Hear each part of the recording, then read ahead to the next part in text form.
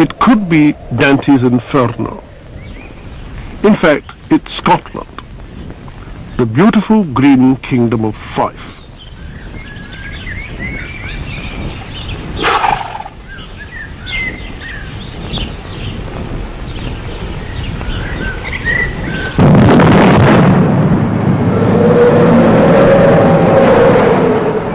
A great hole's being gouged out of the countryside by the state-owned National Coal Board. By many standards, it's not a vast strip mine, although in a small country like Scotland, it's a major operation. But can such operations ever be justified? Here in Cowdenbeath, the people are no strangers to mining. They well know deep shaft mining, where much of the dirt and much of the dangers hidden in the bowels of the earth. Even so, they weren't exactly enthusiastic about the new strip mining operation that started right on their doorstep. Really terrible that I've lost all the amenities we used to have. I've lost all these walks that we used to have. I used to enjoy going at nights. Oh, the landscape's all away and my road's all finished now. I can't even walk, I can't get along there now. And it's affected the children, whereas she used to be able to go out to play. She's not very keen because of the noise, she's frightened. And also my clothes, if the wind's blowing the wrong way, they get dirty and I have to do them over again.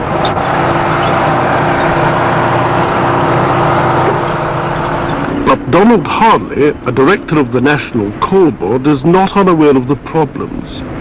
I think probably we are one of the very few open cast or strip mining operations which in fact for every site runs a list of social responsibilities and make sure that we really look after the environment. The first job is to build a screen made up of the topsoil to hide the ugly hole and keep down the noise and the dust nuisance. It's a costly operation which reduces profit, but a responsibility the industry accepts for the sake of the environment.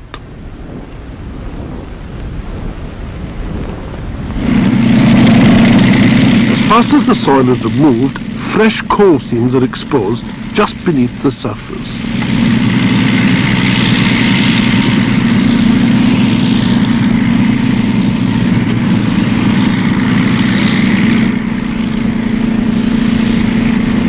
Well, open cast mining is an industry which must have a disturbing effect on the people who live nearby. This is inevitable.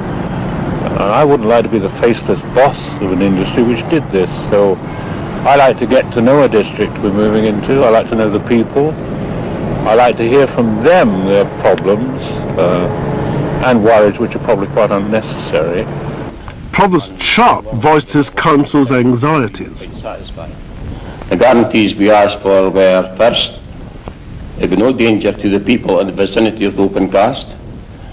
There'd be no blasting after a certain period at night, and that when everything was finished, they would return it to its normal, and that they would also guarantee any rights of way which we had in the vicinity of the town.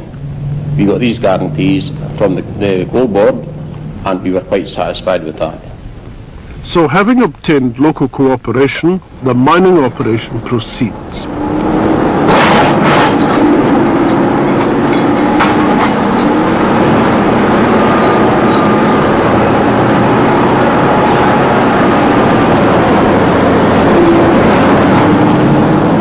Disruptive, filthy, noisy. Yet modern strip mining remains less costly both in terms of money and human life than deep mining. It's a growth industry in Britain, and there's sufficient profit in it to restore the land to what it was, or even to improve it.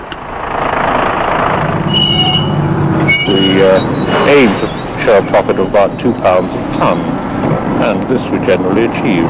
I'm very proud to be part of a busy, profitable operation, but I wouldn't like to do that if I felt we were leaving derelict land to posterity. I just couldn't do it.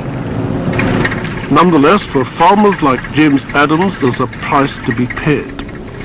He's down to his last 5 acres, although since childhood he's farmed 230 acres at Cowdenbeath. Now he must vacate his property for the next 10 years. His family's been generously compensated and top-quality soil will be returned to the land, improved by better drainage, ready for his return. But in the meantime, he's a farmer without his land. I hope it'll be a lot better. I hope for the family's sake that we have 2 boys, and I hope that, there'll be something left for them to carry on with.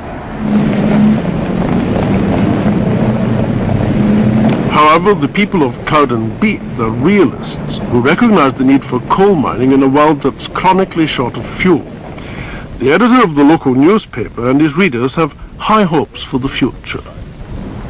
Well, the readers, the whole population of the area is expecting to see a very nicely landscaped area, and I don't think that anyone has any reason to doubt that that will eventually be realised.